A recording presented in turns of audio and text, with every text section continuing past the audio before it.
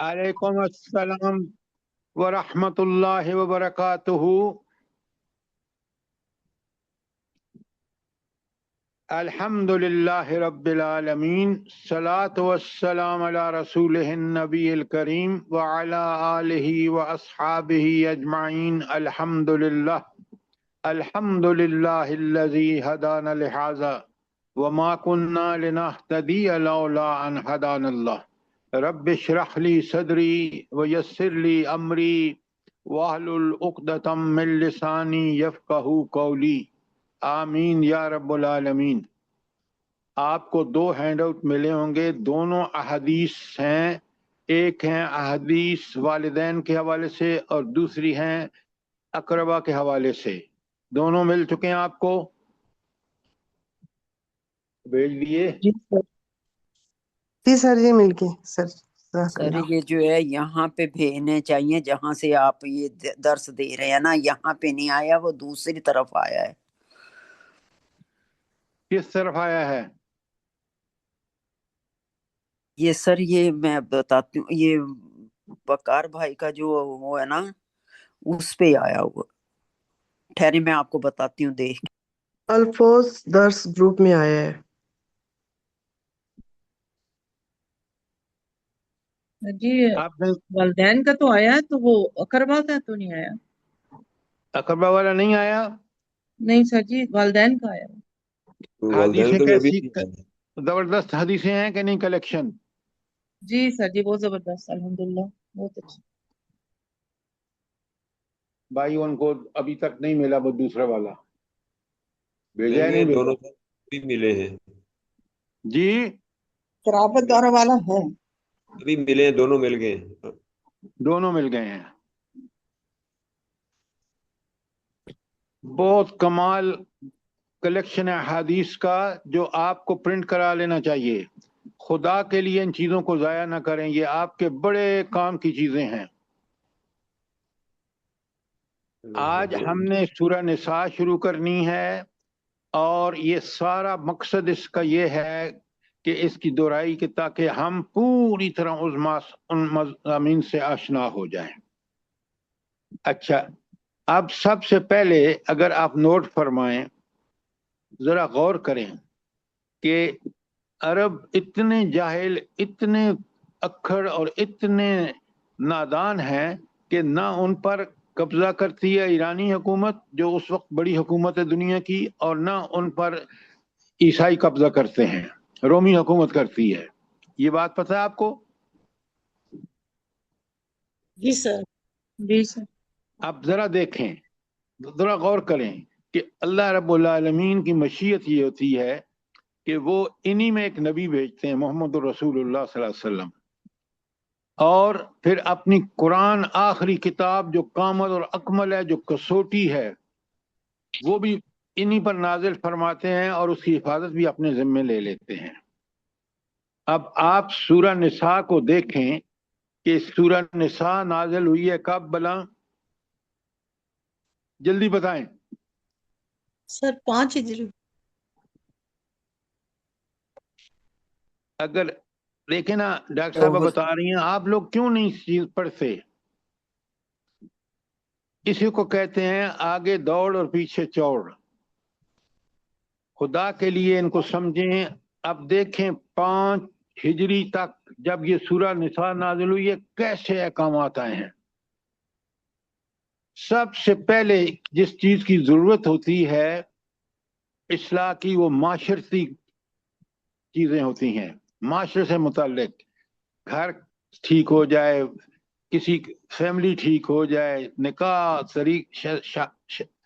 وہ جو آپ کے نکاح کے سارے معاملات ہیں وہ بالکل ایسے عدل و انصاف کے اصولوں پر ہوں کہ تاکہ یتیموں کا پورا پورا حق ادا کیا جائے۔ اب آپ دیکھیں کہ اللہ تعالیٰ نے کیسے احکامات نازل کیے، اور مدینے کی حکومت نبی کریم صلی اللہ علیہ وآلہ وسلم کی حکومت نے کس طرح ان کو نافذ کر کے اور وہ نتائج برآمد کیے کہ پوری دنیا، آپ دیکھیں حضرت عمر رضی اللہ تعالیٰ عنہ کے دور میں دونوں حکومتیں سرنڈر کر چکی تھی، رومی بھی اور ایرانی بھی. اس کی سب سے بڑی وجہ کیا تھی؟ ڈاکٹر صاحبہ جلدی بتائیں. سر انہوں نے ہتھیار ڈال دیے تھے اسلام کا بھائی غلبہ میں دیکھ آپ کے سے پوچھ رہا ہوں، مقابلے آپ میں ہی ہتھیار آئے. ڈال دیے تھے، میں آپ سے پوچھ رہا ہوں وجہ کیا تھی؟ وجہ سر اسلام کا غلبہ تھا. نبی صلی اللہ علیہ وسلم کی انا بہترین للہ باتیں و انا تھیں. الیہ راجعون، انا للہ و انا الیہ راجعون. 5 ہجری میں کب غلبہ ہوا ہے؟ سر جب انہوں نے آپ سوچ کے جواب دیا کریں. اس کا سب سے بڑی وجہ اللہ تعالیٰ کا بھیجا ہوا نظام تھا، چاہے وہ معاشرتی ہو، جو احکامات سارے آ رہے ہیں آگے سورہ نساء میں، وہ سارے کے سارے معاشرتی احکامات ہیں. معاشرہ جس سے سدھر جائے، جب معاشرہ سدھرتا ہے تو ہر آدمی تمنا کرتا ہے کہ اسی جیسی جگہ ہو جیسے جس کا معاشرہ سب سے بہتر ہے. تو غلبہ تو بعد میں ہوا، لیکن سب سے پہلے اس معاشرے میں جو قوانین آئے، جو سورہ نساء میں آپ سامنے آئیں گے آپ کے، اس سے پہلے سورہ بقرہ میں آئے ہیں، پھر سورہ آل عمران میں اتنے نہیں آئے، اس کے بعد بہت سارے احکامات سورہ نساء میں آئے ہیں، اور تکمیلی احکامات جو ہیں، جو آخری احکامات ہیں جیسے شراب پہ پابندی وغیرہ ہے، وہ سورہ مائدہ میں آئیں گے. پڑھیں سمجھیں خدا کے لیے، جس قرآن پہ جتنا غور کریں گے. یہ میڈیکل سائنس اور انجینئرنگ اتنی مفید نہیں ہے انسان کے لیے جتنی قرآن کی یہ ہدایات اور تعلیمات ہیں. بے شک. تو عرب اور مکے کے لوگ اس وجہ سے سب سے اہم اور کامیاب ترین لوگ تھے کہ انہوں نے، آپ دیکھیں کہ انہوں نے جب ان پر عمل کیا، ان اللہ کے احکامات جو معاشرے کے بارے میں تھے، معیشت کے بارے میں، سیاست کے بارے میں تھے، تو مدینے کی ریاست ایک نمونہ بن گئی. اور کافروں کے جتنے منصوبے تھے، کیونکہ وہ مین میڈ تھے، وہ سارے کے سارے آپ دیکھیں کہ ناکام رہے. افضل صاحب یہ بات سمجھ میں آئی ہے کہ نہیں آئی؟ جی سر الحمدللہ، بے شک، سبحان اللہ. اچھا، اب ذرا وہاں اس معاشرے کے میں آپ کو بتاتا ہوں کہ اس معاشرے کے جاہلی خد و خال کیا تھے. سب سے پہلے کوئی یتیموں کا کوئی حق تسلیم نہیں کیا جاتا تھا. بچے اور بچیوں سے کے حقوق مارے جا رہے تھے، جائیدادوں پر ان کے رشتہ دار قبضہ کر لیتے تھے، چھوٹے کمزور اور عورتوں پر ظلم اور ترکے میں کوئی حصہ نہیں دیتا تھا، عورت کے لیے کوئی عزت کا مقام نہیں تھا، ظلم کی شکار تھی، خاندانی نظام کی بنیادیں ہل چکی تھیں، جنسی اور خاندانی روابط میں انارکی تھی، چوری چھپے آشنائیاں عام تھیں، عورت کی تذلیل کا کوئی ٹھکانہ نہیں تھا، اور ترکہ کے حقوق متعین نہیں تھے. اسی طرح سود اتنا لیا دیا جاتا تھا کہ آپ وہاں دیکھ لیں، ناجائز اور حرام مال کمانا ایک فن تھا، اور حقوق کو غصب کرنا، نام و نمود اور فخر و مباحات پر مال خرچ کرنا، غریبوں اور محتاجوں کے حقوق کا کوئی پاس نہیں. یہ تھیں بڑی بڑی بیماریاں. کوئی سوال آپ کا؟ سر یہ کہنا تھا کہ آج اس وقت بھی یہ ساری چیزیں موجود ہیں، یہ برائیاں ہر طرح سے موجود ہیں. بھائی اس کی وجہ یہ ہے کہ ملک آپ نے لیا قرآن کا نظام نافذ کرنے کے لیے. یہ نظام عدل جو میں آپ کے سامنے پڑھ رہا ہوں، اس کو تو آپ نے پھینکا ردی کی ٹوکری میں، نعوذ باللہ، اور آپ نے جا کے سارے امریکن اور یورپین لاز لیے، نافذ کیے، اور ملک کو اب آج جہاں ملک کا پورا خطرے میں نظر آتا ہے خود ملک کا وجود، اس کی وجہ اس قرآن سے دوری ہے. جی سر، اب بات سمجھ آئی نہیں آئی؟ بالکل ایسا ہی ہے سر. تو پھر آپ مرض کی بجائے مرض کا علاج سوچیں، اور علاج اللہ تعالیٰ نے اس کتاب قرآن مجید اور نبی کریم صلی اللہ علیہ وآلہ وسلم کے طریقے پر ہمیشہ کے لیے محفوظ کر دیا ہے۔ آپ خود سوچیں کہ ہم سب قرآن ثواب کے لیے پڑھتے ہیں، قرآن کس کے لیے پڑھنا چاہیے؟ ڈاکٹر صاحبہ بتائیں۔ سر ہدایت لینے کے لیے، اس پر عمل کرنے کے لیے۔ ہاں، ہدایت لینے کے لیے، تاکہ ہدایت کے مطابق عمل کریں گے، اور عمل کا نمونہ نبی کریم صلی اللہ علیہ وآلہ وسلم۔ آج آپ کا نمونہ مسلمان حکمرانوں کا ٹرمپ اور ذلیل ترین انسان ہے۔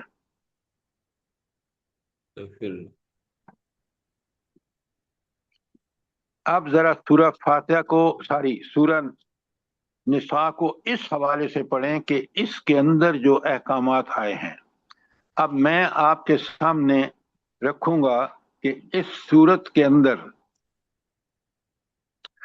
جو سورہ نساء ہے، کون سے احکامات ہیں جنہوں نے اس معاشرے کو مثالی معاشرہ بنا دیا۔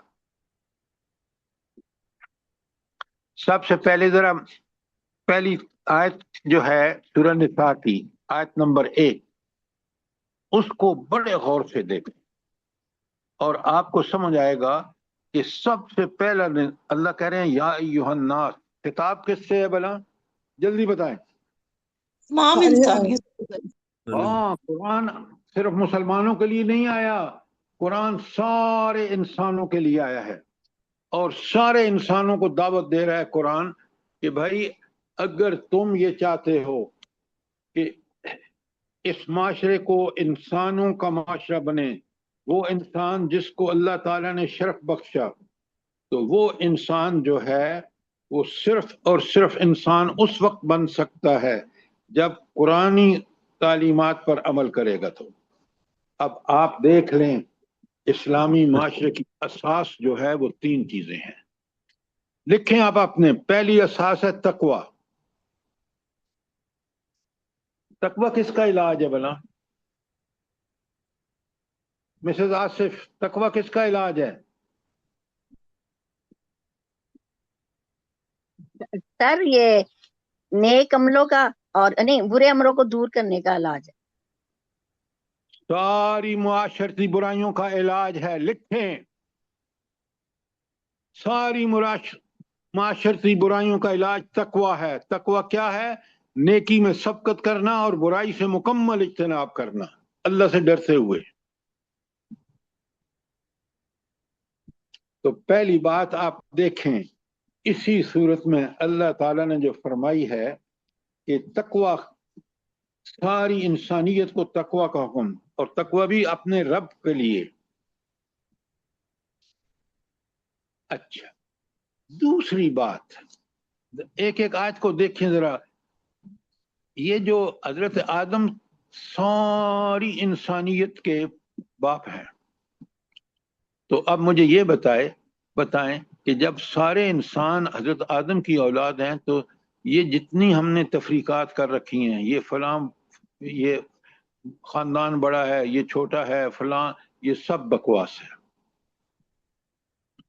اللہ تعالیٰ کے ہاں معیار کیا ہے کہ سب سے اچھا کون ہے؟ ان اکرمکم عند اللہ اتقاکم۔ جو متقی ہے، جو برائیوں سے بچتا اور نیکیوں میں سبقت کرتا ہے۔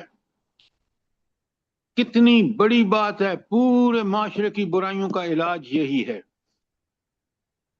تقوی۔ اب دوسری بات آ گئی کہ ساری انسانیت جو ہے وہ حضرت آدم کی اولاد ہے، اور یہ جتنی ہم نے تفریقات بنائی ہوئی ہیں کہ یہ خاندان اعلیٰ اور یہ فلانا اور یہ سب بکواس ہے، اور اس کی کوئی حقیقت نہیں ہے۔ کیوں کہ ہم سب حضرت آدم کی اولاد ہیں۔ اگر فرق ہے، اگر کوئی باعث عزت اور باعث اعزاز چیز ہے تو وہ تقوی ہے۔ لہذا نسلی اور قومی تفریقات جو ہیں وہ غلط ہیں۔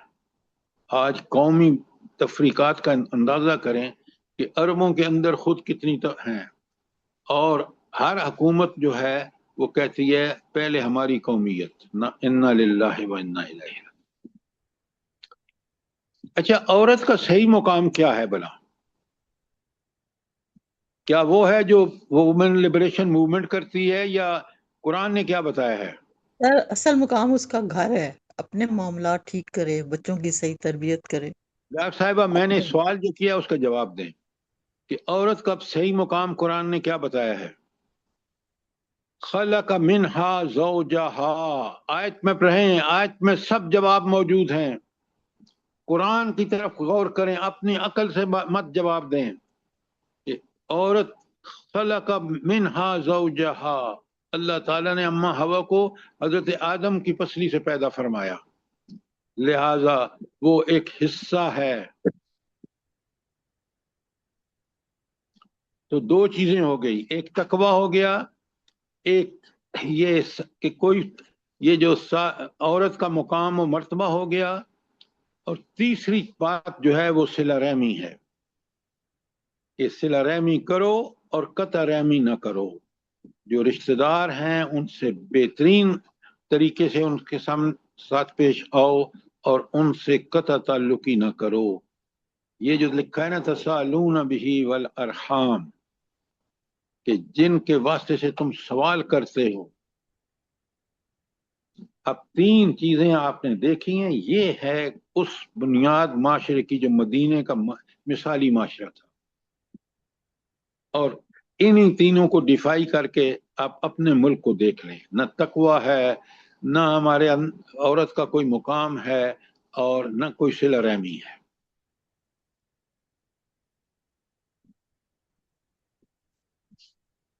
کوئی سوال آپ کا آیت نمبر 1 کے بارے میں؟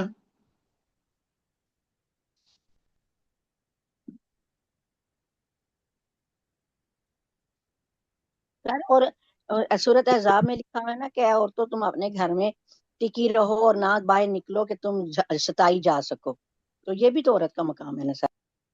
کیا بات آپ کر رہے ہیں؟ سر میں کہہ رہی ہوں کہ سورت احزاب میں یہ آیت لکھی ہوئی ہے کہ اے عورتوں تم اپنے گھر میں ٹکی رہو اور باہر نہ نکلو جہالت کی طرح تاکہ تم ستائی او جا سکو۔ بھائی، یہ آپ جو بات کہہ رہی ہیں سورہ احزاب کی، یہ اسی کا شاخسانہ ہے۔ تقویٰ یہی ہے، جو تقویٰ کیا ہے؟ نیکیوں میں سبقت کرنا، کہ گھروں میں بیٹھ کے اولادوں کو مجاہد بناؤ، جس طرح افغانستان میں مجاہد بنے، انہوں نے امریکہ کو شکست دی، جس طرح آج مجاہدین ایران شکست دے رہے ہیں۔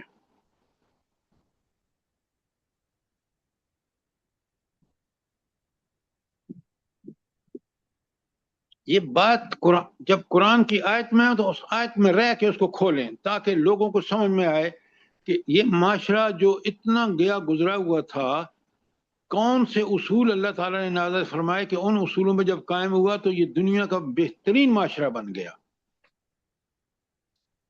سر جی، یہ آپ نے جو اس کے پوائنٹ لکھوائے ہیں نا، مدینے میں کی اسلامی معاشرے کی اساس، تو پہلے تقوی، اور دوسرا عورت کا صحیح مقام کہ اماں حوا کو آدم کی پسلی سے پیدا کیا گیا، تو اس سے کیسے ریلیٹ کریں گے؟ کس سے کیسے ریلیٹ کریں گے؟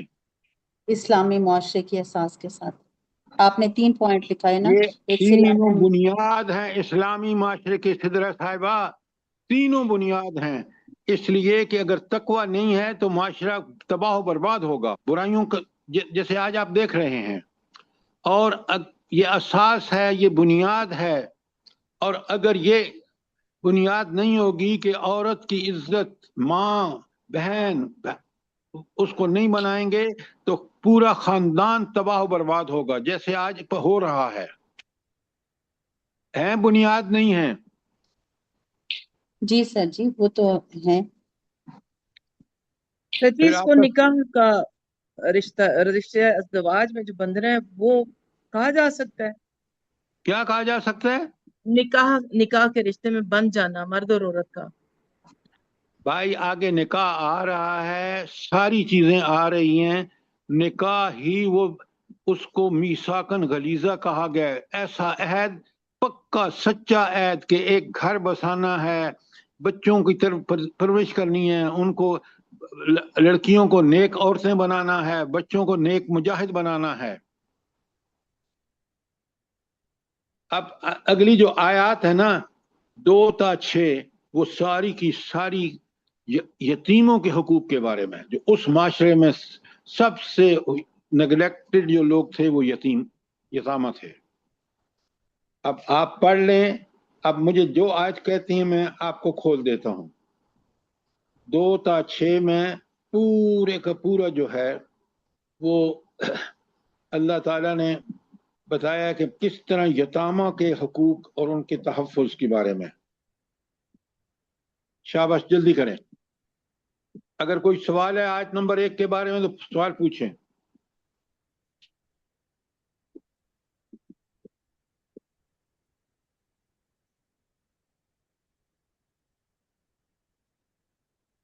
सर आप ना इसको जरा वजाहत कर दें। इन अल्लाह काना अलैकुम रकीबा, यानी रकीबा निगरान है। इसको निगरान को इस आयत के हवाले से किस तरह आप एक्सप्लेन मैं करेंगे? आपको बताता हूँ। आप मुझे ये बताएं कि अल्लाह जब निगहबान है, अल्लाह देख रहा है, तो वो अल्लाह की सिफत अगर आपको पता नहीं कि उसको सब पता है, उसको हमारे दिलों के राजों से भी वाकिफ है, लिहाजा ये सब चीजें जो है करते वक्त हमेशा मैं और आप अपने ज़हन में रखें कि अल्लाह सब देख रहा है और वो लिखवा रहा है और क़यामत के दिन मुझसे हिसाब लेगा। तो अब ये वो चीज़ है, ये वो मेरा यकीन है जो मुझे हर बुराई से बचाता है। मिसेस आसिफ, बात समझ में आई कि नहीं आई? जी जी सर, जज़ाकल्लाह सर, बेशक।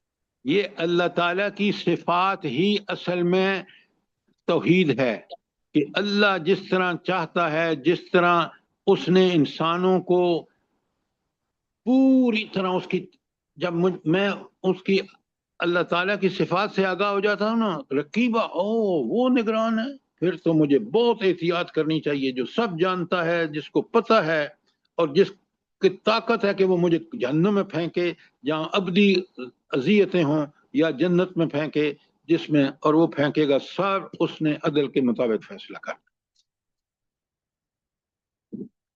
ये सिफात इलाही बहुत अहम चीजें हैं जो आयत के आखिर में आती हैं। अगर इनको समझा है तो फिर कुरान समझा है।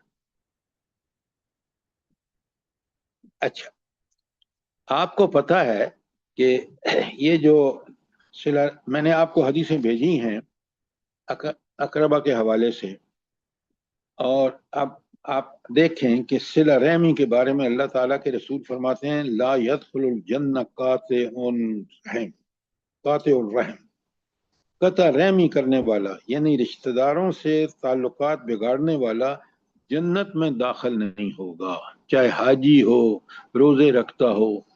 अब अंदाजा करें कि ये कितने अहम हैं कि हमारे अपने रिश्तेदारों से ताल्लुकात।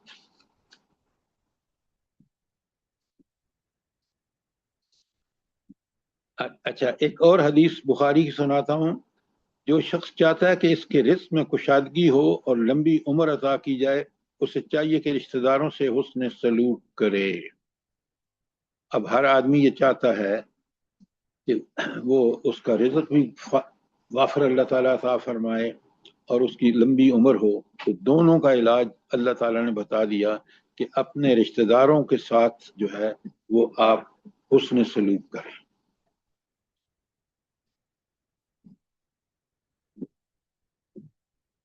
अच्छा, अब आप पढ़ें 2 ता 4 और मुझसे पूछें ताकि मैं सवाल जवाब बताऊं। ऑलरेडी को पढ़ा चुका हूं। आयत 2 ता 4 जल्दी पढ़ें।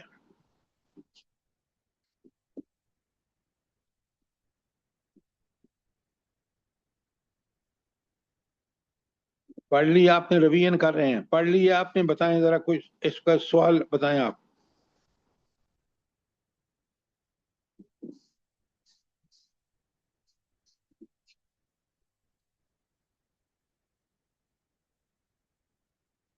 उम्मी अब्दुल्ला सवाल करें। सर जी आयत नंबर 4 में जो महर की का जिक्र किया गया है, औरतों को उनके महर कुछ दिली से अदा करो, तो सर जी महर के बारे में जो मुअज्जल और गैर मुअज्जल है उसको जरा वाज़ेह कर दें कि ये क्या जायज है कि गैर मुअज्जल हक में लिखवाया जाए। देखें, महर मस्ट है। पहले तो आपने देख लिया कि महर अदा करना वाजिब है। अब अगर आप शादी में ये तय करते हैं कि भाई इतना तो मैं अभी दे रहा हूं और इतना गैर मुअज्जल के फलां वक्त तक दूंगा, दोनों आपने अदा करने हैं, औरत को देने हैं, और अगर चाहे तो फिर वो मर्द को उसमें शरीक कर सकती है उसके इस्तेमाल में, वरना ये औरत का हक है, ये एक तोहफा है जो आपने देना है, और तलाक की सूरत में वापस भी नहीं लेना। कितना बड़ा अल्लाह ताला ने औरत को के हकूक का ख्याल रखा है, कभी नोट किया आपने? सर जी बहुत ज्यादा बात अल्लाह ने सवाल बहुत करें, अगर सवाल समझ में नहीं आया तो। जी सर जी आ गया अल्हम्दुलिल्लाह जो आपने गैर मौजूद बताया। अब आयत नंबर 2 में देखें ना, तो पहले उनके वआतुल यतीम अमवालहुम, उनको वापस करो, वला ततबद्दलुल खबीस बित्तय्यब, और उनके माल अच्छे माल से अपना बुरा माल वहां रख के उसका अच्छा उठा लो। वला ताकुलु अमवालहुम इला अमवालिकुम, उन यतामा का माल भी मत खाओ। इन्नहु काना हुबन कबीरा, ये बहुत बड़ा गुनाह है।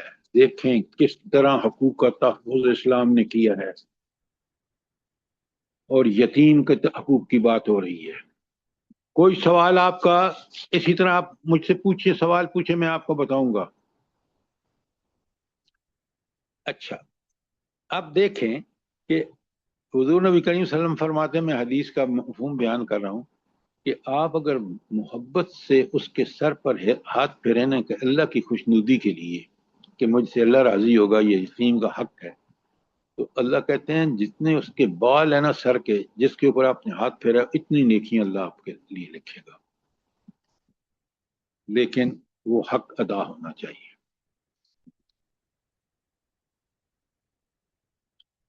कोई सवाल? अच्छा, 4 शादियों की इजाजत तो दी है कुरान ने, और लेकिन उसमें कहा कि अगर अदल करोगे तो फिर ठीक है, अदल नहीं कर सकते तो फिर एक ही पर इक्तिफा करो। अदल ये है, देखें हुजूर नबी करीम सल्लल्लाहु अलैहि वसल्लम की जिंदगी नमूना है हमारे लिए।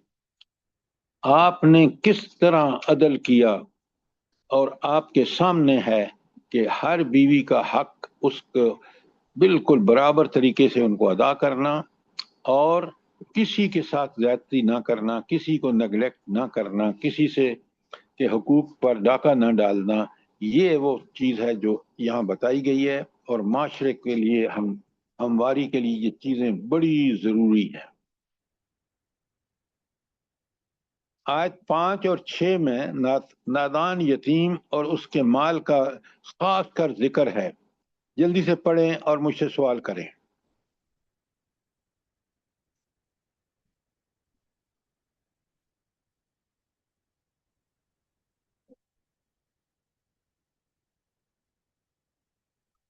मैंने कल आपसे गुजारिश की थी कि इसको पढ़ के आए, सवाल तैयार रखें।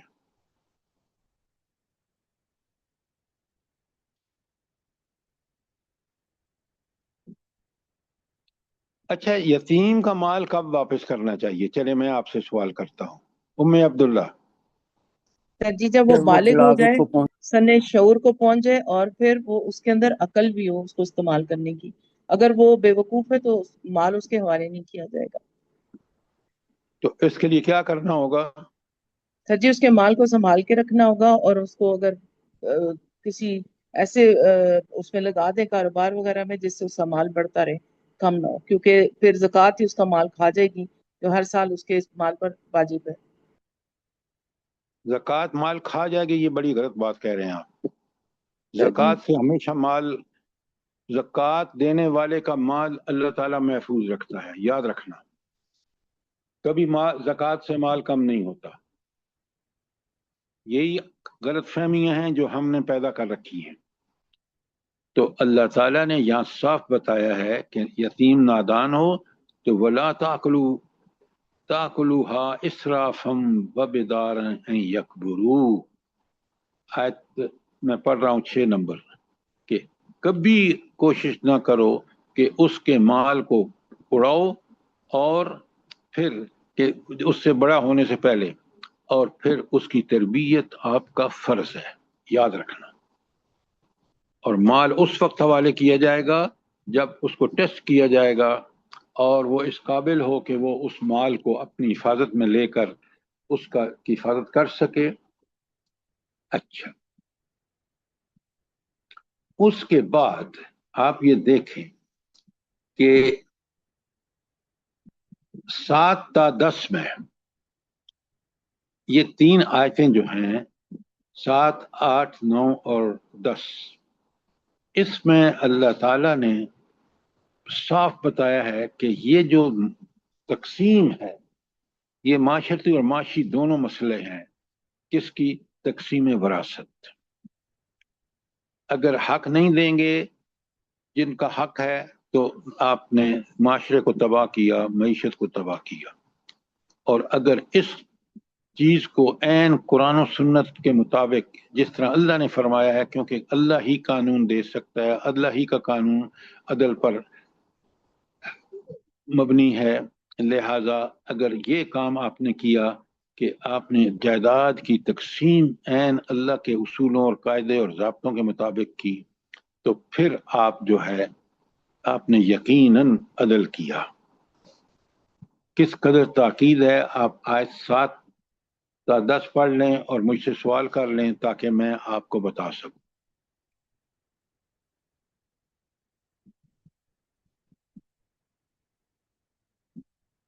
کوئی سوال نہیں ہے؟ جلدی کریں ورنہ میں آپ سے سوال کروں گا۔ یہ بتائیں کہ قرآن نے کیا بتایا، کس آیت میں بتایا کہ یتیم کا مال کھانا کتنا بڑا جرم ہے؟ کتنا بڑا جرم ہے؟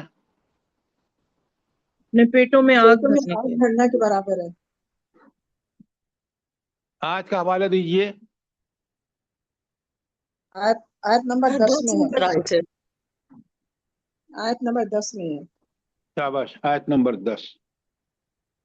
اب میں پوری کوشش کر رہا ہوں کہ آپ ذرا پڑھیں، غور سے پڑھیں، لیکن آپ نے غور سے نہیں پڑھتے، ثواب کے لیے پڑھتے ہیں، اس کے سارے پہلوؤں پر غور و فکر نہیں کرتے۔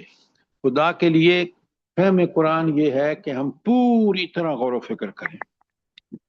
اچھا، اب مجھے یہ بتائیں کہ کون سی آیت ہے قرآن کی جس میں اولاد کے میں ترکے کی تقسیم کے احکامات دیے گے؟ اولاد سے مراد لڑکے لڑکیوں کو، والدین مر جائیں۔ اگلی آیت نمبر 11، جی آیت نمبر 11 سر جی۔ یہ کس کے بارے میں ہے؟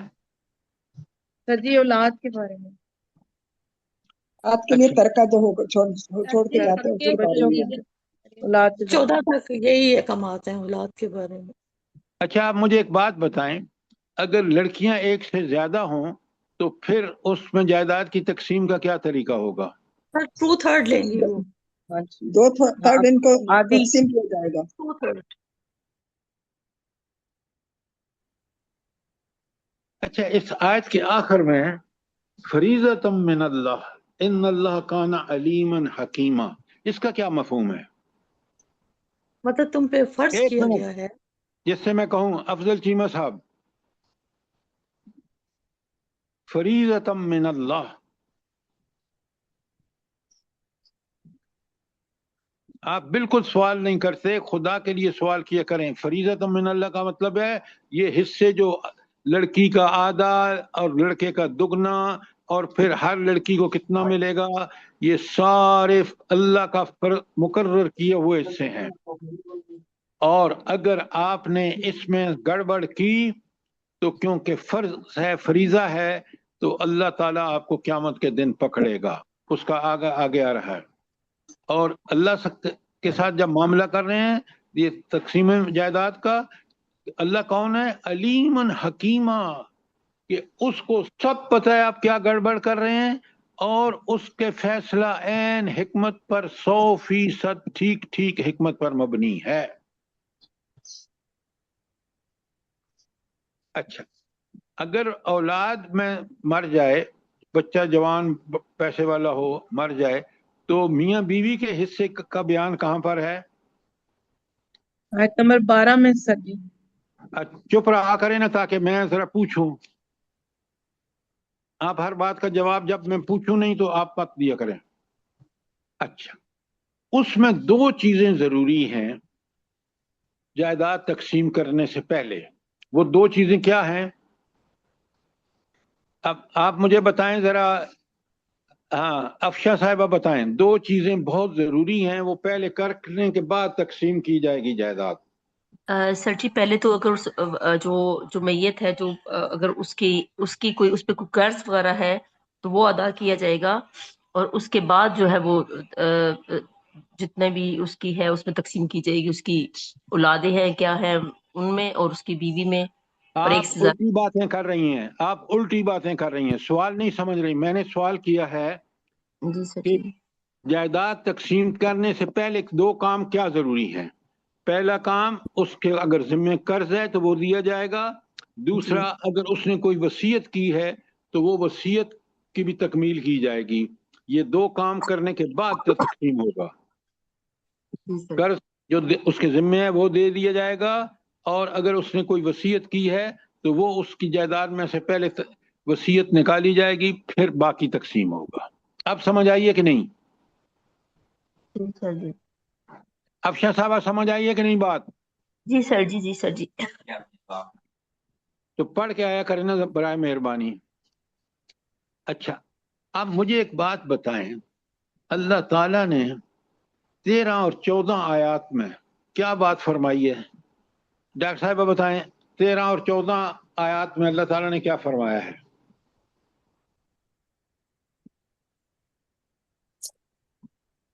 سر جی میں ارم آپ بتائیں. سر آیت نمبر 13 میں بتایا ہے کہ جو اللہ تعالیٰ کی حدود یعنی وراثت کے احکامات کو صحیح طریقے سے پورا کرے گا, تقسیم کرے گا وراثت, تو اللہ تعالیٰ اس کو جنت میں داخل کرے گا. کلالہ کی وراثت تقسیم بتائی. آپ اب چپ رہے ہیں, جب میں نے کہا تو آپ نے جواب نہیں دیا. اور کلاس جو ڈسپلن کو آبزرو اور کریں. آیت نمبر 14 میں اللہ تعالیٰ نے بتایا ہے کہ جو شخص اللہ تعالیٰ اور اس کے رسول کی نافرمانی کرے گا اس کی حدوں سے نکل جائے گا, اور حدوں سے مراد یہاں وراثت کے احکامات ہیں. اگر جو وہ پورے نہیں کرے گا تو اللہ تعالیٰ اس کو آگ میں داخل فرمائے گا اور عذاب اچھا, المہین. آپ نے جواب الٹا سیدھا دیا. اب بڑے غور سے سنیں. یہ جو اللہ نے حصے مقرر کیے ہیں نا, چاہے وہ اولاد کے ہوں یا والدین کے ہوں, آج 11-12 میں اس کو اللہ نے اپنی حدود کہا ہے, اور جو ان حدود کو پورا کرے گا جس طرح اللہ نے بتایا ہے, اس کو اللہ جنت جیسی نعمت عطا فرمائے گا. اور جو اس میں ڈنڈی مارے گا, جو اس کو حدود اللہ نے کہا ان حدود کی خلاف ورزی کرے گا, وہ جہنم میں عذاب علیم سے دوچار ہوگا. یہ اس کا جواب ہے. بات سمجھ آئی ہے کہ نہیں ہے؟ جی سر الحمدللہ. اچھا, اب ہم نے 13-14 بھی کر لی. کوئی سوال آپ کا؟ شاباش. 13-14. اچھا, یہ جو 15 اور 16 ہے, اب دیکھیں کس قدر اللہ تعالیٰ کی حکمتیں دیکھیں. جائیداد کے تقسیم کے بعد معاشرے میں جو سب سے ضروری چیز ہے وہ ہے فحاشی اور یعنی اس کو کس طرح ختم کیا جائے. تو اب آپ دیکھ لیں کہ آیت 15 میں ابھی رکھتے ناشتہ کر لیں. بند کرو. یہ کون بول رہا ہے؟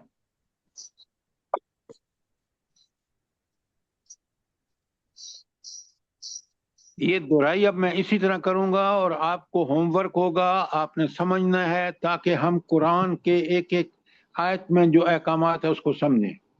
اچھا, اب اللہ تعالیٰ نے یہاں احکامات بتا دیے کہ جو شخص فحاشی میں مبتلا ہوگا, چاہے وہ مرد ہو یا عورت ہو, دونوں کے بارے میں آیت 15 اور 16 میں عارضی حکم تو آ گیا. باقی اس کا جو پکا سچا حکم ہے کہ ان کے لیے کیا سزائیں ہوں گی, وہ اس کو بعد میں اللہ تعالیٰ نے بتایا ہے سورہ نور میں. کوئی سوال آپ کا آیت 15 اور 16 کے بارے میں؟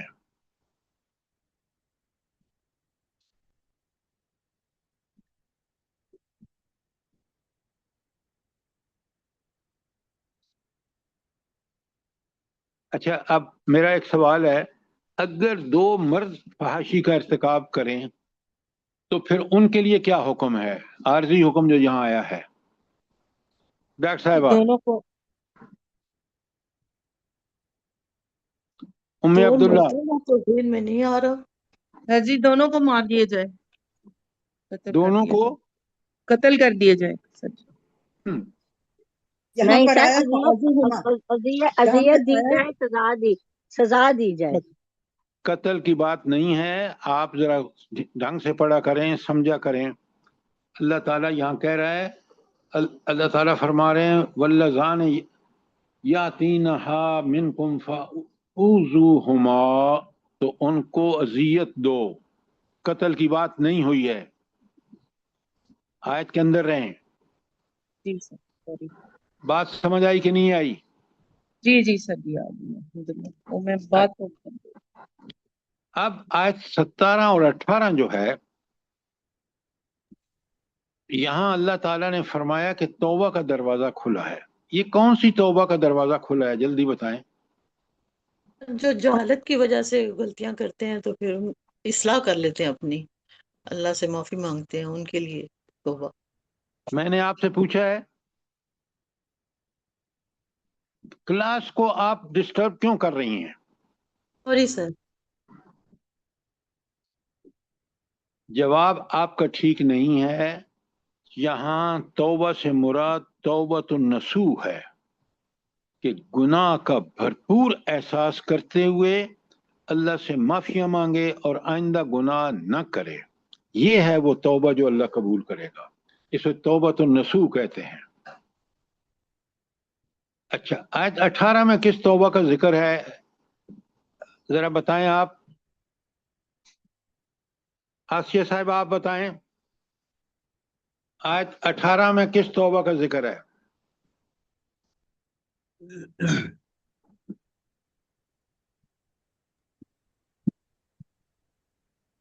موت کی بات کی. ارم، سر آیت نمبر 18 میں ان لوگوں کا ذکر ہے جو زندگی پوری اپنی گناہوں میں گزار دیتے ہیں اور جب موت کا وقت آتا ہے تو اس وقت وہ توبہ کرتے ہیں، تو ایسے لوگوں کی توبہ ہرگز قبول نہیں کی جائے گی. ان کی کوئی توبہ نہیں. جو توبہ ایک طرف زبان سے توبہ کہتے ہیں اور پھر عمل بالکل ٹھیک نہیں کرتے اپنا، اور پھر وہ اسی حالت میں مرتے ہیں، تو ان کی توبہ قبول نہیں ہوگی، بلکہ ان کے لیے عذاب علیم ہے. سمجھیں خدا کے بندو، آج ہم وہی توبہ کر رہے ہیں. اچھا، اب آگے چلتے ہیں. آیت نمبر 19 کس حوالے سے ہے؟ آیت نمبر 19 پڑھیں. میں آپ کو ابھی بتاتا ہوں، مجھے کون بتائے. امداد میمن صاحب یہ بتائیں کہ آیت 19 کس کے بارے میں ہے؟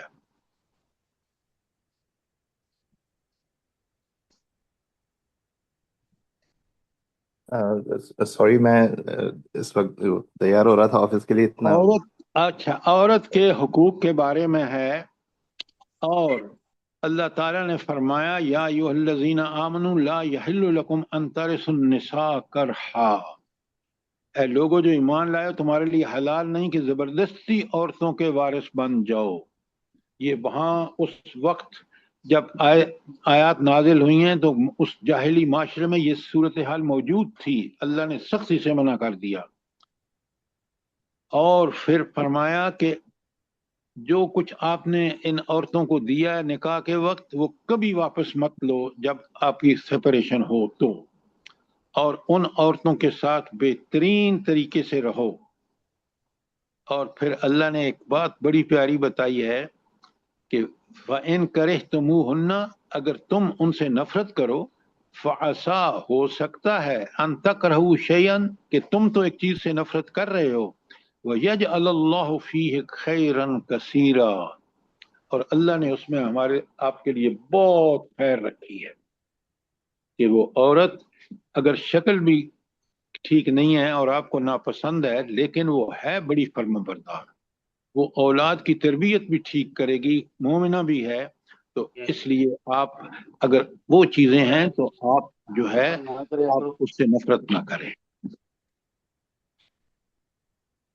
اچھا آیت نمبر 20 میں کیا بتایا ہے سر ذرا جی ایک سوال ہے، سر جی 19 سوال ہے، فرمایا گیا سوال ولا کریں۔ تعدلوا ولا تعدلوهن لتذهبوا ببعض ما آتيتموهن، پھر الا لا کے الا یاتین بفاحشۃ مبینہ، تو یہ مال کے دینے میں اور پھر یہاں کے یہ کہ وہ کھلی فحاشی کو آئے۔ اچھا میں سوال آپ کا سمجھ گیا، سوال آپ کا یہ ہے کہ اللہ نے یہ فرمایا ہے کہ تم ان کو اذیت نہ دو الا ہاں اگر انہوں نے کوئی بدکاری کی ہے تو، یہی ہے نا سوال؟ جی سر جی، آپ سنیں بڑے غور سے، مال کی اللہ طرف تعالیٰ اشارہ ہے سر جی، مال کی طرف اشارہ ہے کہ تم جو ہے وہ ان سے جو کچھ ان نے دے دی ہے اس میں سے کچھ مت لو، مگر اس صورت میں کہ وہ کھلم کھلا بے حیائی کا ارتکاب کریں۔ اب سوال میں نے سمجھ آیا ہے، آپ ذرا جواب سن لیں پھر بتائیں مجھے۔ اصل بات یہ ہے کہ عورت کو اگر وہ نیک اور پارسا عورت ہو، فحاشی کی تو قائل نہ ہو، تو آپ اس سے جو دیا ہے وہ واپس مت لیں، لیکن اگر وہ عورت فحاشی کی مرتکب ہوئی ہے تو پھر آپ اس کو اذیت دے سکتے ہیں، پھر آپ اس کے ساتھ وہ معاملہ کر سکتے ہیں کیونکہ اس نے فحاشی کا ارتکاب کیا ہے۔ اب اس کو تکلیف دینا بھی آپ کے لیے جائز، اور آپ کے دوسرے معاملات بھی صرف اس وجہ سے کہ اس نے فحاشی کی ہے، اس فحاشی کی نتیجے میں آپ اس کے ساتھ وہ معاملہ نہیں کریں گے جو ایک نیک عورت کے ساتھ کرتے ہیں۔ اب بات سمجھ آ گئی کہ نہیں آئی؟ جی جی سر جی بہت شکریہ۔ سر جس نے ایک پارسا عورت ہے اور اس سے اس کی جو تحفے تحائف یا اس وقت جو طے ہوتا ہے وہ لے لیتا ہے تو پھر وہ لے لیتا ہے تو گناہ کرتا ہے۔ یہاں صاف بتایا گیا ہے کہ نیک عورت، مومنہ عورت جو کچھ تحفے دیے ہیں، جو کچھ اس کو مہر دیا ہے، جو کپڑے اس کے پاس ہیں، سب وہ لے کے جائے گی۔ اگر نہیں کرتا، اگر وہ اس کے خلاف کرتا ہے تو مجرم ہے، گناہگار ہے۔ سعدیہ سمجھ آئی بات کہ نہیں آئی؟ جی سر آ گئی الحمدللہ۔ جواب دیں جلدی سے۔ جی سر۔ اچھا اب یہ جو آیت 23 میں کہا کہ سوتیلی ماں قطعی حرام ہے، وَلَا تَنْكِحُوا مَا نَكَحَ آبَاؤُكُم مِّنَ النِّسَاءِ إِلَّا مَا قَدْ سَلَفَ إِنَّهُ كَانَ فَاحِشَةً وَمَقْتًا وَسَاءَ سَبِيلًا، یہ کیوں کہا کہ سوتیلی ماں قطعی طور پر حرام ہے؟ سر بتاؤں میں؟ سعدیہ بتائیں۔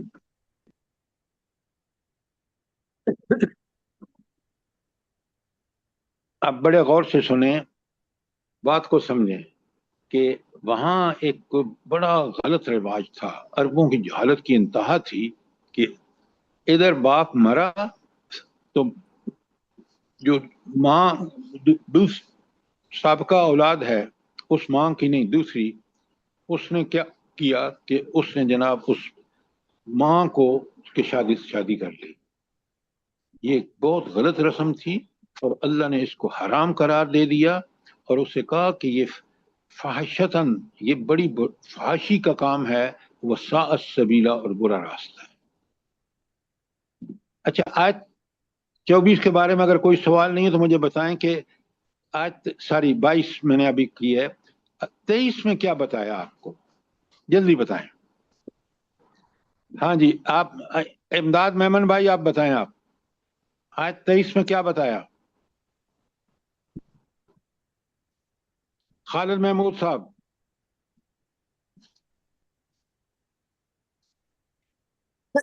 سر اس میں نکاح کے بارے میں کہ ان عورتوں سے جو کی تفصیل بتائی گئی ہے کہ تم ہر صورت میں نکاح حرام ہے تمہارے کے اوپر، یہ جس میں مائیں، بیٹیاں، بہنیں، پھوپھیاں، خالائیں، بھتیجیاں، بھانجیاں، اور رضائی مائیں یہ شامل ہیں. اب آپ مجھے ان یہ کی حرمت جو بتائیں، ہے نا قطعی کہہ آپ دی کی گئی ہے بات کہ اس ٹھیک میں ہے، کوئی صورت یہ نہیں ہے. محرمات ہیں، ان سے نکاح نہیں ہو سکتا، یہ ساری لکھی ہوئی ہیں جیسے آپ بتا رہے ہیں.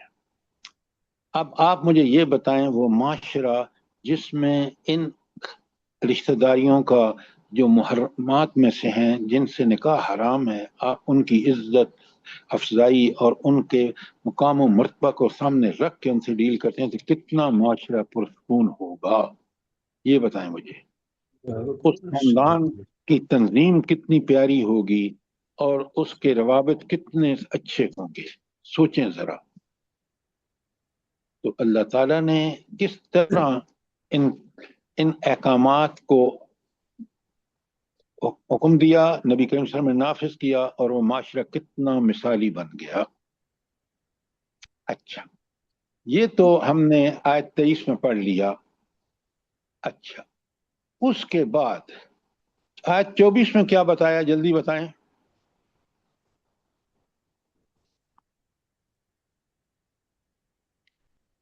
کل آپ پڑھ کے آئیں گے آگے، اسی طرح پڑھ کے آئیں گے تاکہ میں سوال کروں تو آپ جواب دیں.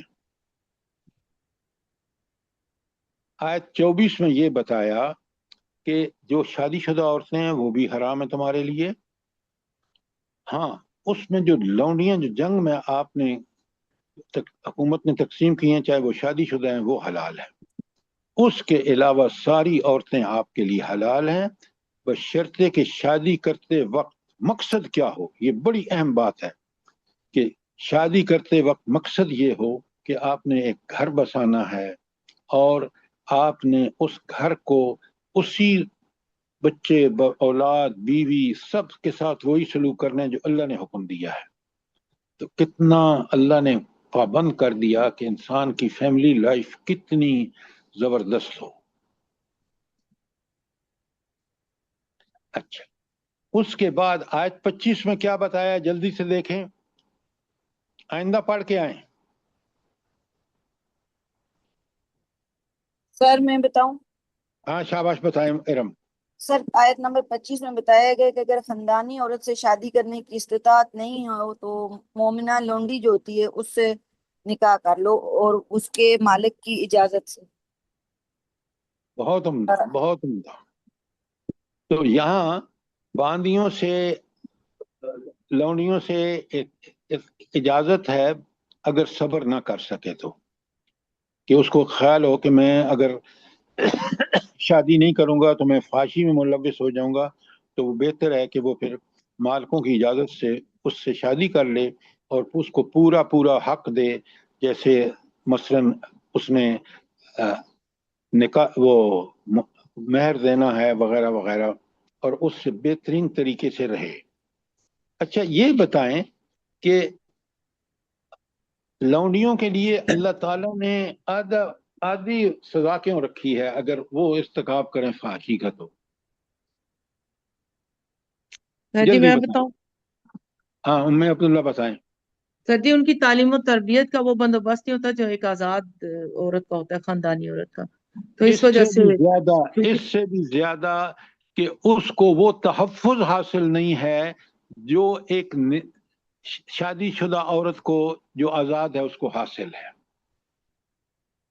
تو یہ دو چیزیں ہیں، تربیت، اور نمبر دو جو سب سے ضروری ہے کہ اس کو وہ تحفظ حاصل نہیں ہے کیونکہ وہ لونڈی ہے بیچاری.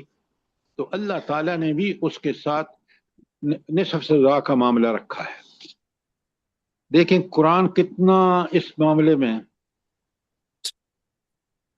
اچھا، اب آیت 26 میں آئیں اور مجھے یہ بتائیں کہ اللہ تعالیٰ فرما رہے ہیں کہ اللہ تعالیٰ تو تم کو وہ چیز راستے بتا رہا ہے جو اس انصاف و عدل پر مبنی ہیں، کیونکہ اللہ تعالیٰ علیم اور حکیم ہے.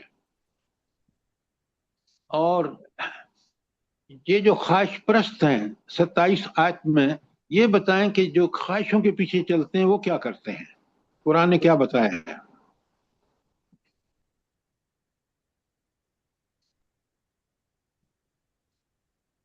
پڑھیں، آج جلدی کریں، پہلے پڑھ کے آیا کریں خدا کے لیے.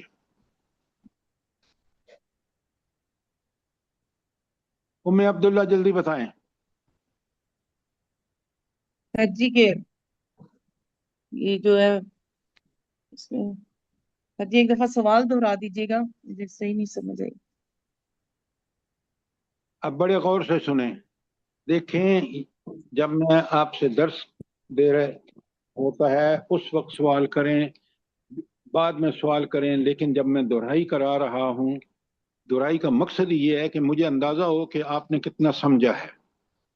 अब अल्लाह ताला फरमाते हैं जो ख्वाहिशों के बंदे होते हैं ना, वह युरीदुल्लज़ीना यत्तबिऊन अश-शहवात अन तमीलु मैलन अज़ीमा। अल्लाह ने तो ये अहकामात दे के ना और तुम्हें तौबा का मौका देकर इस्लाह का पहलू रख दिया, लेकिन जो ख्वाहिश परस्त लोग हैं, जो ख्वाहिशात नफ्स के पीछे चलते हैं, वो क्या चाहते हैं? वो चाहते हैं कि तुम राह रास्त से हटकर दूर निकल जाओ, फहाशी का इर्तिकाब करो वगैरह वगैरह। तो ये है ख्वाहिश परस्तों का तरीका, और अल्लाह ने आपको वो अहकामात दिए हैं जो माशरे में पाकीज़गी की जमानत है अगर उस पर अमल करें तो। उम्मे अब्दुल्ला बात समझ आई है कि नहीं आई? जी जी सर जी, अल्हम्दुलिल्लाह। अच्छा, ये जो 28 आयत है मैं आपके सामने पढ़ रहा हूँ, सवाल आ रहा है, युरीदुल्लाहु अन युखफ्फिफ अन्कुम व खुलिकल इंसानु ज़ईफ़ा। अल्लाह तुमसे पाबंदियां हल्का करना चाहता है। क्यों? क्योंकि इंसान कमजोर पैदा किया गया है। इसका क्या मतलब है अजमल साहब? नादरा भाभी, इसका क्या मतलब है? सर जी क्योंकि इंसान कमजोर पैदा किया गया है, इसलिए इन पाबंदियों को अल्लाह ताला हल्का करना चाहता है कि लफ्ज़ लवामा पे पैदा किया गया है इंसान, तो वो उसको अपनी नफ्स जो लवामा है उस पे अपनी जो अमल है उसको अच्छा करके नफ्स से मुतमईन लंबा बनाएगा। जवाब मत दें, वक्त कम है। मैं आपको बताता हूं, आप ठीक जवाब नहीं दे रहे, और कल आप नहीं थे तो हमें बड़ी परेशानी थी। अल्हम्दुलिल्लाह आज आप मौजूद हैं। सुने, जज़ाकल्लाह सर जी, मेरी अपनी भी तबीयत ठीक नहीं और मेरे मियाँ की भी नहीं ठीक, तो इसलिए मेरी खैर हाजिरी हो रही है। अच्छा आप जरा जवाब सुने मेरी तरफ से। जी, युरीदुल्लाहु अन युखफ्फिफ अन्कुम, अल्लाह ने इंसान को पैदा फरमाया, उसको पता है कि इंसान जल्दबाज भी है, ये भी एक उसमें, और माल की मोहब्बत भी उसमें है, बहुत सारी उसकी कमजोरियां हैं, और इस्लाह उसी वक्त होगी जब वो कुरान और सुन्नत पर अमल करेगा, तो इंशाल्लाह इन सब चीज़ों पर काबू पा लेगा। लेकिन क्योंकि इंसान कमज़ोर पैदा किया गया, अल्लाह ने पैदा फरमाया, तो उसने उस कमज़ोरी का ख्याल रखते हुए ये सारे अहकामात दिए हैं, और इसीलिए उसने तौबा का दरवाज़ा खुला रखा है, ताकि इंसान तौबा करके, जब उसको पता चले कि ये गलत काम है, तो तौबा करके अपनी इस्लाह कर ले। ये है इसका मतलब कि इंसानी कमजोरियों का पूरा पास और लिहाज अल्लाह ताला ने रखा है, क्योंकि वो पैदा करने वाला है, और उसने इंसान को पता है उस इंसान में क्या कमजोरियां हैं, और उस कमजोरी के लिए अल्लाह ताला ने किस तरह अपने अहकामात में भी बंदोबस्त फरमाया है। दरताज साहब बात समझ में आई कि नहीं आई? जी सर जी, जज़ाकल्लाह। जरा इस तरह तैयारी करके आए ना, ताकि फिर बात समझ में आए। अच्छा, अब आप आगे चलते हैं आयत नंबर 29 में। 29 में आप देखें कितना प्यारा हुक्म है। आज आपका मुल्क इस हवाले से बिल्कुल तबाह हो गया। अल्लाह फरमा रहे हैं, या अय्युहल्लज़ीना आमनू ला ताकुलू अम्वालकुम बैनकुम बिल बातिल इल्ला अन तकून तिजारतन अन तराज़िम मिनकुम। ऐ लोगो जो ईमान लाए हो, आपस में एक दूसरे के माल बातिल तरीके से ना खाओ। हाँ, लेन देन होना चाहिए या आपस की रजामंदी। इसके बावजूद आप इसके अलावा कोई आप जो है माल एक दूसरे का ले सकते हैं तिजारत के हवाले से। तो ये बताएं मुझे कि तराज़िम मिनकुम, कि तुम आपस में रजामंदी हो, तो ये तो जुआ भी है, वो भी रजामंदी से खेलते हैं, तो फिर उस पर क्यों पाबंदी लगी है? जी, लेन देन हलाल अशिया का। سر اس لیے کہ جوئے میں دونوں پارٹیوں کا فائدہ نہیں ہے، تجارت میں دونوں پارٹیوں کا فائدہ ہوتا ہے. قومی رضامندی سے جو تجارت کی جاتی ہے اس میں دونوں پارٹیوں کا فائدہ نقصان دیکھا جاتا ہے، جبکہ جوئے میں ایک پارٹی کا فائدہ ہے اور دوسری پارٹی کا نقصان ہے ہر صورت میں. اس لیے یہ بری چیز ہے، یہ معاشرے کو تباہ و برباد کرتی ہے. جوا ایک ایسی چیز ہے جو لت پڑ جائے تو لوگ اپنے گھروں تک کو بیچ دیتے ہیں، اپنی بیویوں تک کو، اپنی عزیز اولاد تک کو بھی اس جوئے میں لگا دیتے ہیں. لہذا یہ چیزیں جو جن میں معاشرتی برائیوں کا پہلو ہے اللہ نے ان کو حرام قرار دیا ہے. یہ ہے اللہ کی حکمت.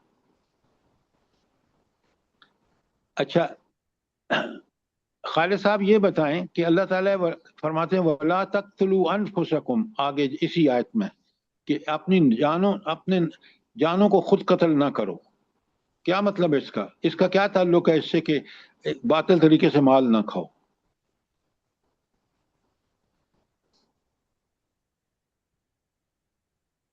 سر میں بتاؤں؟ جی بتائیں آپ. سر اس بات کا مطلب یہ ہے کہ اگر باطل طریقے سے مال کھاؤ گے تو اس کی قانونی طور پہ تو تمہیں ضرور سزا ملے گی، اور اس طرح تم اپنے آپ کو خود ہی ہلاکت میں ڈالو گے. ایک مفہوم اس کا یہ، اور دوسری رامخوری کی سزا تو ضرور ملے گی، اور دوسری بات یہ کہ اللہ تعالیٰ نے خودکشی سے بھی منع کیا ہے. یہاں حرام خوری بالآخر قتل و غارت پر منتہج ہوتی ہے. آپ دیکھ رہے ہیں نا، لوگوں کا مال مارتے ہیں، پھر لوگ تنگ آ کے ان کو قتل کر دیتے ہیں. تو اس لیے یہاں تک مال کا برے طریقے سے کمانا اصل میں جان کو خطرے میں ڈالتا ہے.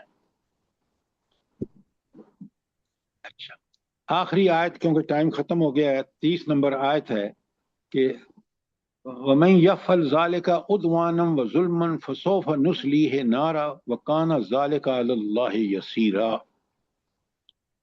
جو شخص ظلم و زیادتی کے ساتھ ایسا کام کرے گا ہم اسے ضرور آگ میں پھینکیں گے، اور یہ اللہ کے لیے کوئی مشکل کام نہیں ہے. اب مجھے آپ یہ بتائیں کہ اللہ تعالیٰ نے تو یہاں صاف اعلان کر دیا اور آپ کے ملک میں عدالتیں یہ جرم کر رہی ہیں. تو آپ نے دیکھا کہ قرآن اور اللہ کا خوف، اللہ کی صفات کا کما حق کا سمجھنا، اللہ کو اس کی صفات کے ذریعے سے سمجھنا کہ اس کے سامنے میں نے پیش ہونا ہے، اس نے عدل کے خلاف کوئی فیصلہ نہیں کرنا، جہاں تک اس کی معلومات ہیں وہ کامل اور اکمل ہر چیز کے بارے میں ہیں. تو میں دنیا میں بڑا اچھا انسان بن کے رہوں گا اور اسی سے دنیا میں امن اور چین آئے گا. اور اگر میں اسے نگلیکٹ کروں گا اللہ کی صفات کو اور قیامت کا ڈر اور خوف نہیں ہوگا تو بالکل وہی حال ہوگا جو پاکستان میں ہو رہا ہے. سر جی اس آیت کا تعلق اوپر والی آیت سے ہے کہ جو حرام خوری کریں گے، ناجائز مال کمائیں گے، اور یہ انہیں پتہ نہیں ہوگا کہ اللہ کے آگے پیش ہونا ہے اور ان کے لیے جہنم کی آگ تیار کی گئی ہے، اور یہ اللہ کے لیے بہت آسان ہے. آپ مجھے یہ بتائیں اللہ کے لیے آسان ہونے کا مطلب کیا ہے؟ کیونکہ اللہ نے تو صرف حکم دینا ہے کہ کن ہو جا اور وہ ہو جائے گا. اللہ تعالیٰ حاکم ہے، سارے اختیارات اسی کے پاس ہیں، اللہ عادل ہے. جزاک اللہ. اب اگلی والی آیات تیار کر کے آئیں تاکہ ہم کل ختم کریں گے اس کو، سورہ نساء کو. کل صرف 30 آیتیں آج آپ نے کی ہیں کیونکہ آپ تیاری کر کے نہیں آئے. انشاءاللہ اللہ پاک ہم سب کو توفیق دے سر. اچھا آپ نے یہ نوٹ فرمایا کہ اس طرح دہرائی کرنے سے ہمیں سمجھ آتی ہے کہ ہمیں کیا قرآن میں کتنا سمجھا ہے، کتنا نہیں سمجھا، اور اس کے سمجھنا کتنا ضروری ہے. یہ بات آپ کو اندازہ ہوا ہے کہ نہیں؟ بالکل سر، بہت ہی یہ بہت بہت زیادہ اچھا فائدہ. طریقہ ہے. سر میں یہ کہوں گی کہ آپ ایک تعداد بتا دیں کہ اتنی آیات کر کے آئیں تو اس کو ہم زیادہ بہتر طریقے سے تفصیل کے ساتھ کر کے آئیں گے. اگر پوری صورت تو پھر بہت لمبی ہو جائے گی سر. پوری لمبی ہو جائے گی، پہلے میں نے پڑھائی نہیں ہے. سر بالکل پڑھائی ہے، لیکن اگر ریویژن ڈیٹیل میں کریں گے وہ اچھے طریقے سے کریں گے تو پھر وہ تھوڑی آیات ہوں گی تو بہتر ہوگی. 30 تک ہوئی ہے نا، 100 تک کر کے آئیں آپ. 70 آیتیں آگے آپ کو کر کے آنی ہیں. ٹھیک ہے ارم؟ ٹھیک ہے یہ بہت اچھا ہے سر جی انشاءاللہ. جزاک اللہ. سر پیاری جی یہ سر جو کہہ رہا 30 تھا کہ پڑھی آپ ہے کو قرآن سمجھ میں آئے. قرآن سمجھ اسی طرح آئے گا کہ ہم ہر آیت کے مضمون کو پوری طرح سمجھیں اور اس کو اپنی زندگی کا حصہ بنائیں. خالد صاحب یہ بات ٹھیک ہے کہ نہیں ہے؟ جی سر. خالد صاحب،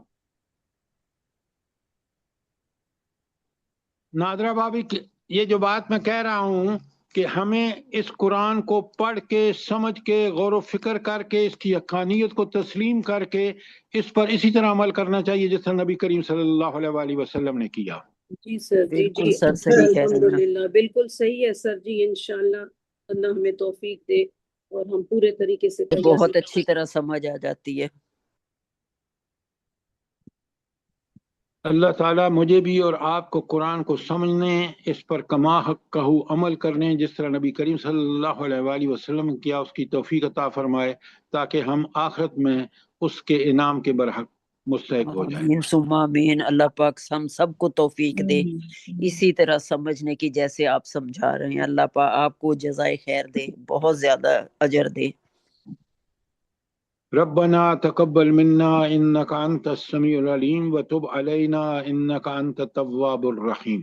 آمین ثم آمین. اللہ پاک اسی طرح ہم لوگوں کو عمل کی توفیق دے اور ہم لوگوں کا یہ بیٹھنا قبول کر لے. 1 گھنٹہ دیکھیں کیسے جلدی گزر جاتا ہے اور کتنا اچھا ٹائم گزرتا ہے سمجھنے میں بھی، اور ایک ایک آیت کا مطلب سمجھ آ رہا ہے. اللہ پاک آپ کو بھی بہت جزائے خیر دیں اور سارے دنیا کے مسلمانوں کو اسی طرح قرآن اور سنت سے جوڑی رکھے.